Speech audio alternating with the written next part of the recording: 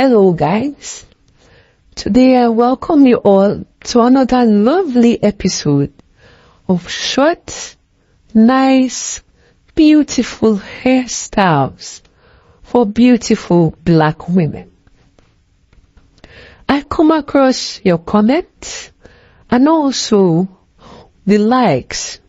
I want to appreciate you all for engaging with me and also interacting with the comment section. So today, I really want to go into common hair related problems due to most of the comments that pop up on my comment box. So now I want to talk on some common hair related problems that women faces, such as thinning edges, brittleness, or breakage.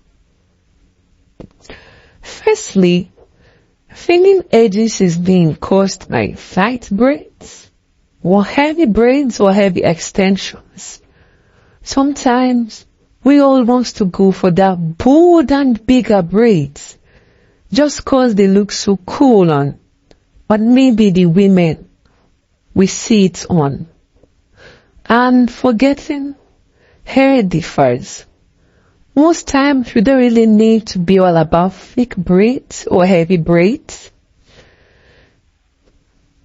Most times we just need to keep it short and simple. And again,